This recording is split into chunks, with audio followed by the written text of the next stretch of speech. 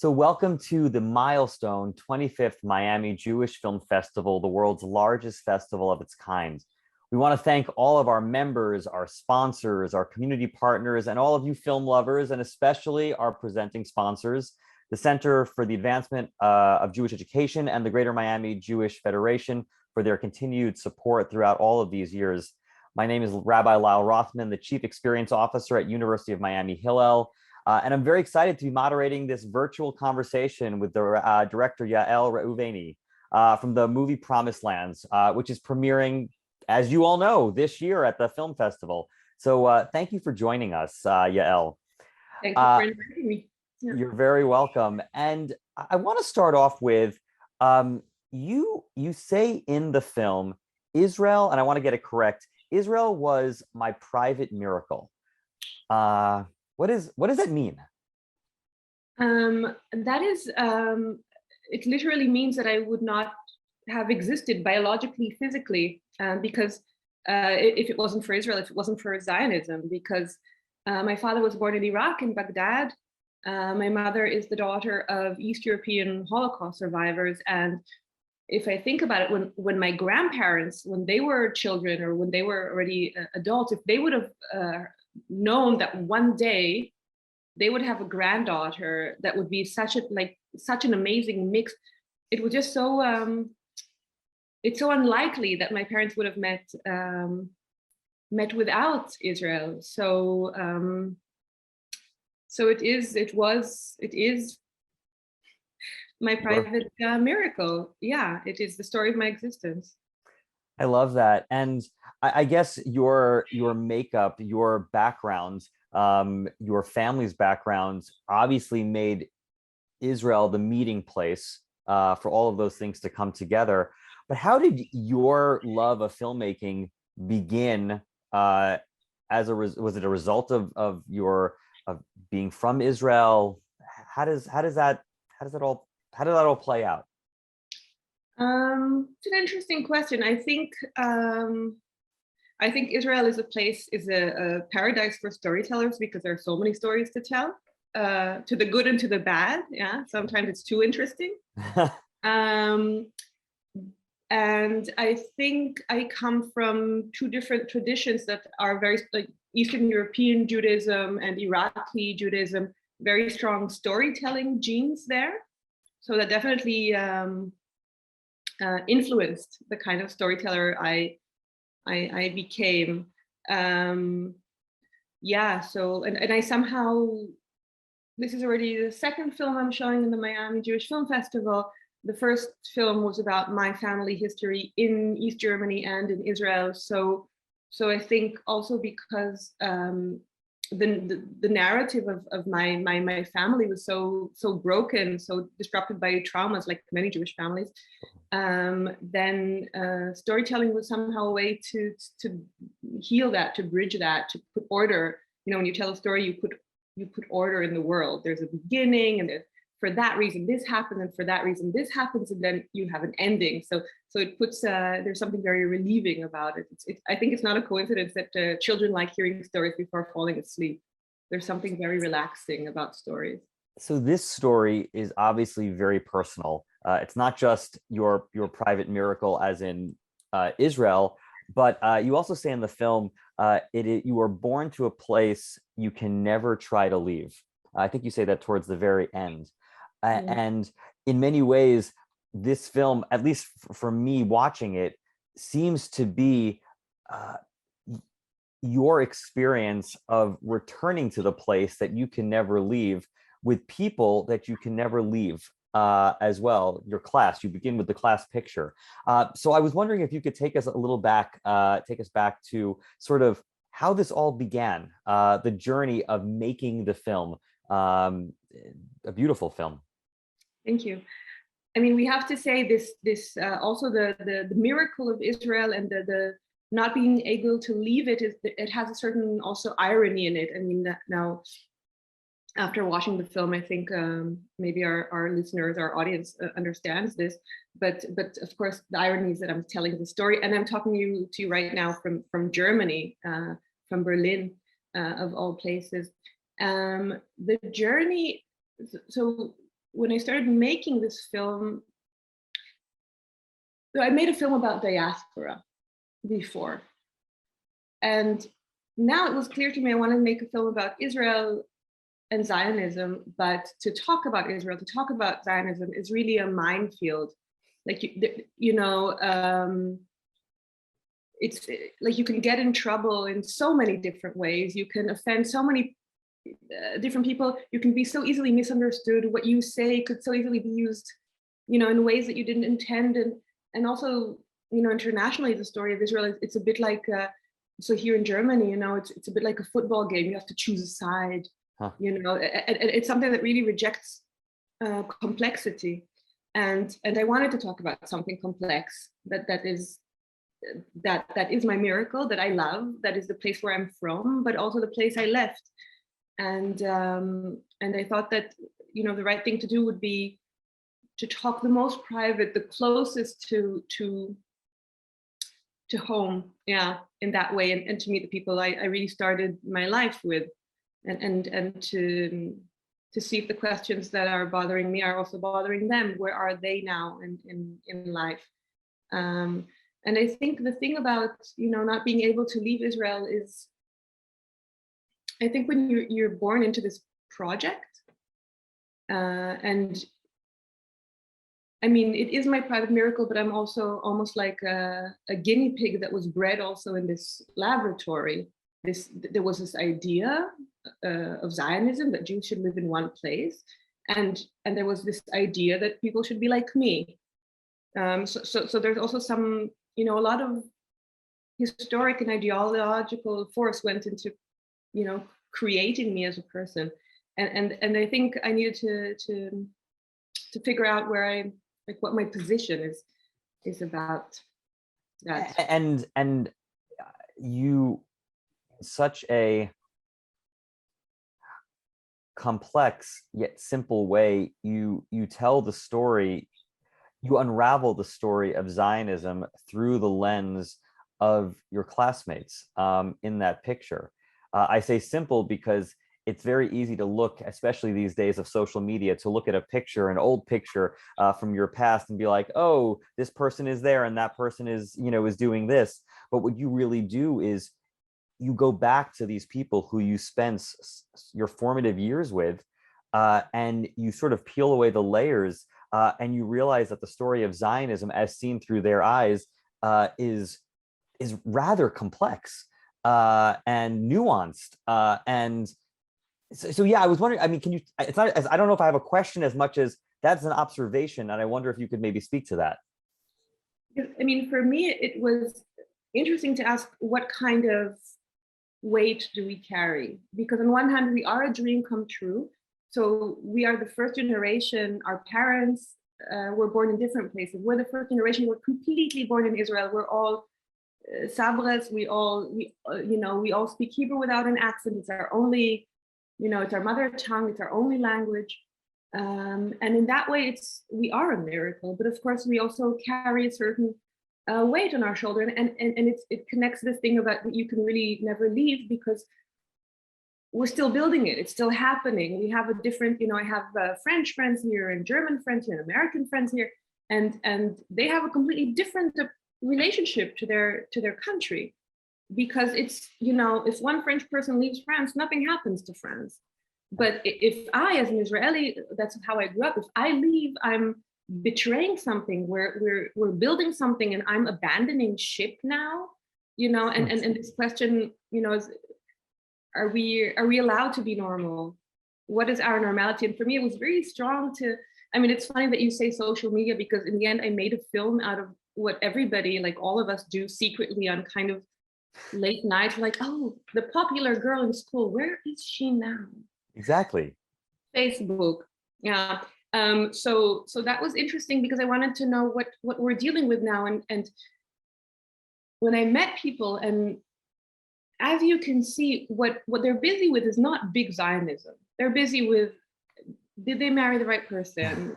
Did they have too many kids, or too few maybe? Are they happy?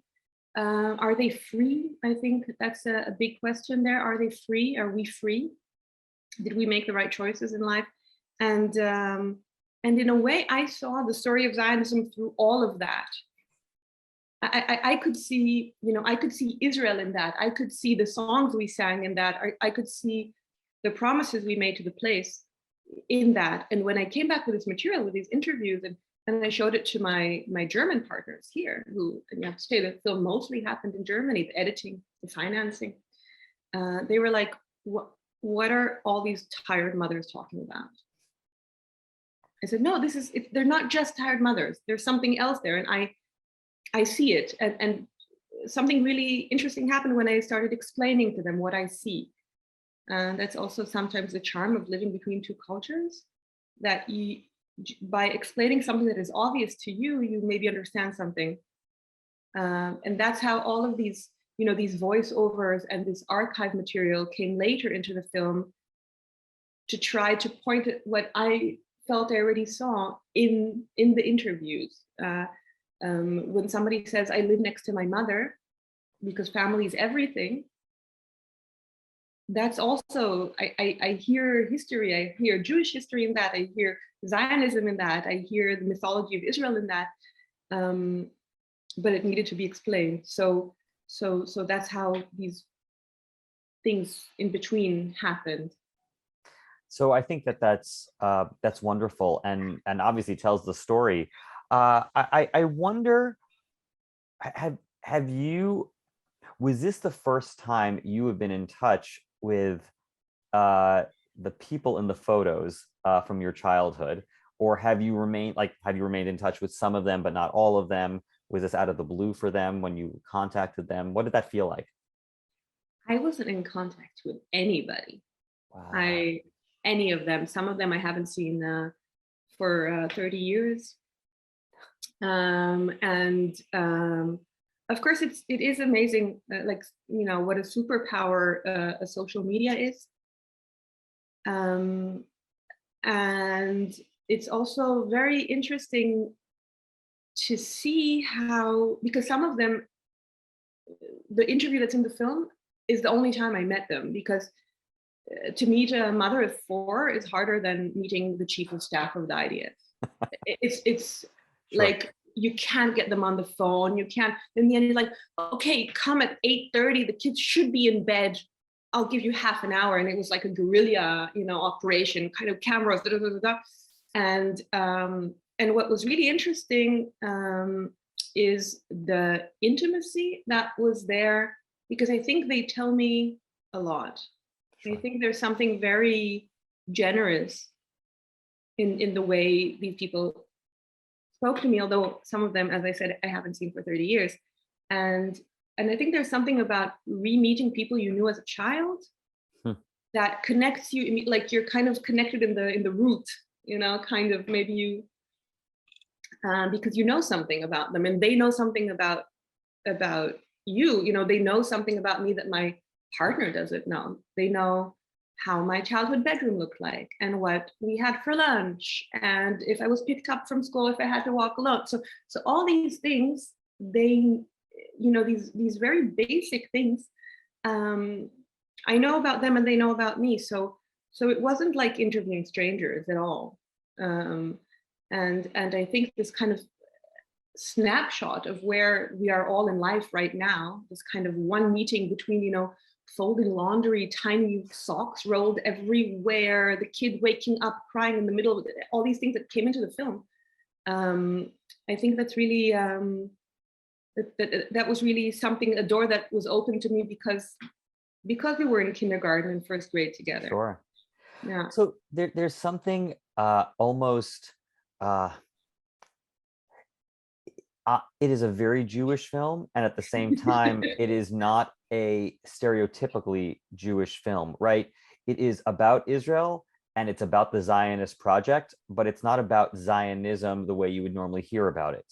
There are no sort of dati, outwardly looking religious, quote unquote, religious people in the film, whether or not they are observe their faith, their Judaism in a particular way.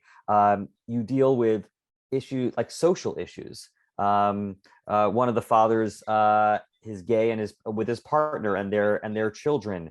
So you sort of you you tap into pieces of Israeli society that, I mean, obviously you speak about the conflict and the Second Intifada as a breaking point for like, you know, the hope and sort of the reality of the situation and the army. But I sort of wonder if you could speak to sort of like what is so real about the film, because in my watch, that's what I felt.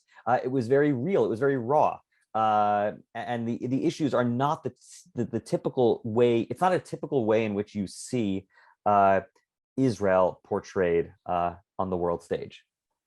I mean, I'm really happy that you're saying that, because I mean, you can imagine it was a hard sell to get a film like this financed when you want to talk about because I think people, Jewish people and non-Jewish people outside Israel, know a lot about Israel from, so I can say about like the people I made the film here with in Germany. They're interested, they watch the news, maybe they've been to Tel Aviv on the beach, maybe they've been to Jerusalem and saw the Wailing Wall, but and maybe they watched Stiesel on Netflix. But the really the middle of Israel, the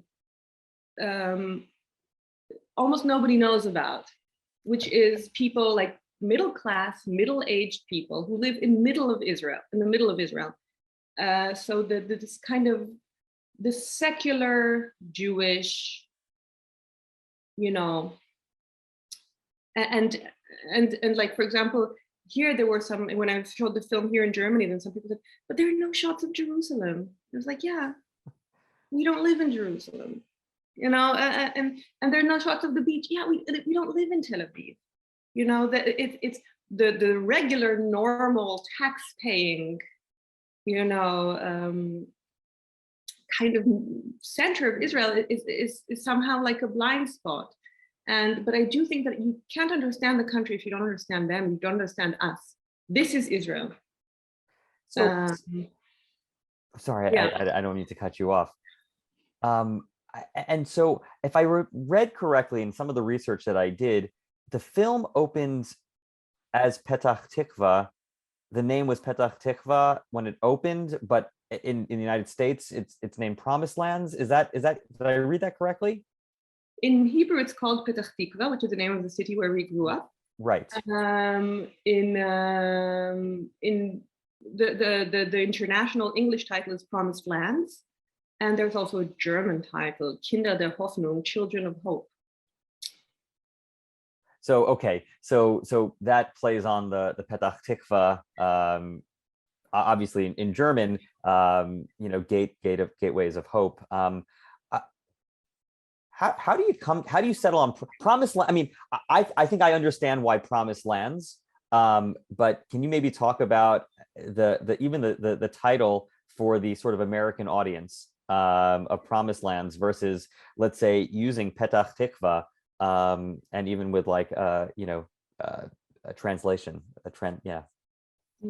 I think this I wanted in German, but both in Hebrew and in English, the title has a slight irony to it, which was important to me, because of course, Promised Land is not something you can say in plural. It's the whole idea is that there's one. But this kind of, you know, everybody is in the film is kind of a little capsule of their own, with their little hopes and dreams and ideas and promises and broken promises, and to kind of take the holiness out of it. That's okay to say. I think it's a very non-holy version of Israel that we see in the film. It's not in that way. It's maybe less less Jewish and more Israeli. Yeah, if these things can be kind of, they can never really be separate. But and I think it's a film about a country and people who are a bit of in a midlife crisis. So I think both the country and us were in this place where we're a bit, you know, we're not super young anymore, and we we're supposed to be grown up. We were supposed to know who we are. We were supposed to know, where we're going. And it's a bit, didn't completely work out, right? We had this idea and it didn't work out. And now we don't have, the next idea doesn't come up, and I think, Right. and in that way, we are all kind of reflecting where the country is. And it's interesting because two of the classmates you interview, you have Avi, who works abroad, and sort of is encouraged by his wife to do that, but it sort of is dealing with the sort of commuting in this global multicultural society, which Israel is. And then you juxtapose that with someone like Shiri, who lives with her mom, and I think says something like the sort of regret of maybe feeling like a failure. And in that, on some level, you sort of have this modern Israeli society that is Jewish and diverse, and just shows that diversity. And so obviously you are also living abroad, but I wonder if that juxtaposition, I hope that people see that in the film, because for me it was very clear. It sort of jumped off the screen with those two I was gonna say characters, but with those two people from your past and in your life. I mean, I guess Avi doesn't travel as much as he used to anymore with what has happened in the last year and a half. Sure. And also Shiri, she's a mother now. Wow, So, Mazal Tov. yeah. So there's so yeah, life goes on and things change, but I think in this like, yes, diversity, and also in another place we're very similar. I think because this idea of staying, that part of the promise we made to the country is to stay. I think we're all, even the ones, even me who left, we're all dealing with that. It's not we can't just wave it off and say, well, actually, I don't feel like it. It's a bigger thing. And I think also the family issue, having children, is also somehow maybe the more Jewish part of the promise, but I'm not sure.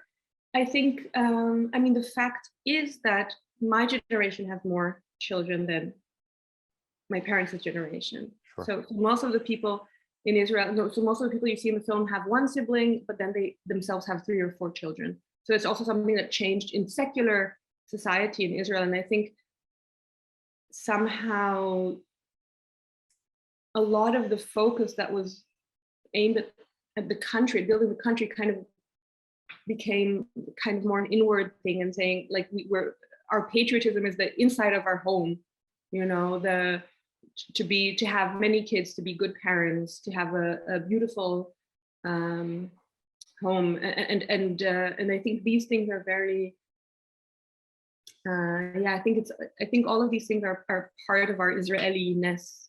Sure. We have more kids than other countries, other nations, definitely more than Europe and the United States, but also more than many Muslim countries, for example. So I think building the country by having children is somehow something that happened in our generation very much. Absolutely.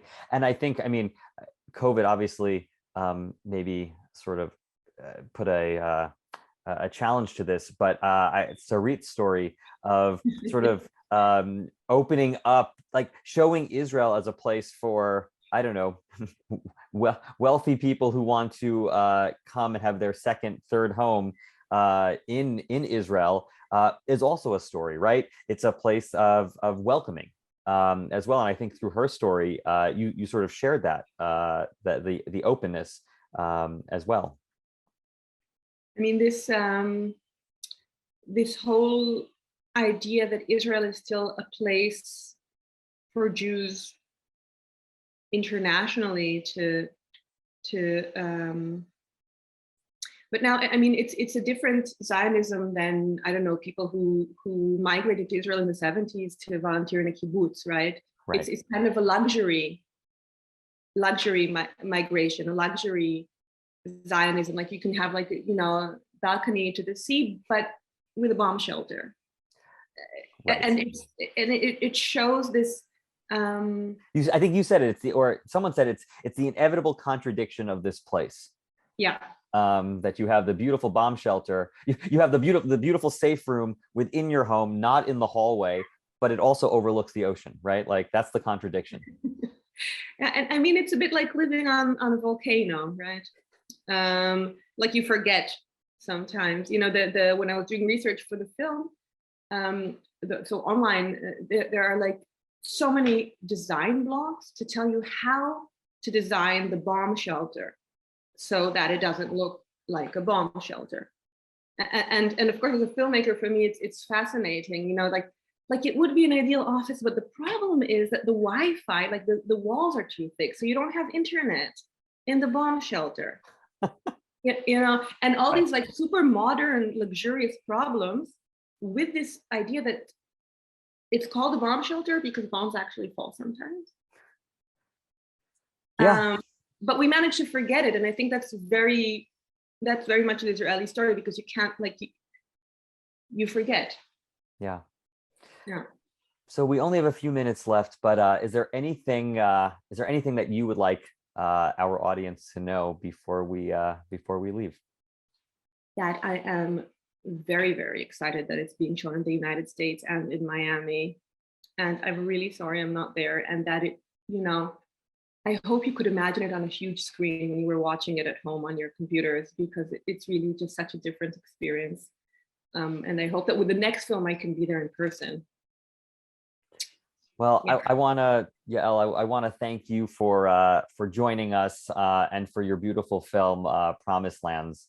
And once again, thank you to all of our members, sponsors, and community partners, volunteers, and all of you film lovers for participating in this milestone 25th Miami Jewish Film Festival. We thank you so much. Thank you for watching, and thank you for inviting me with my film.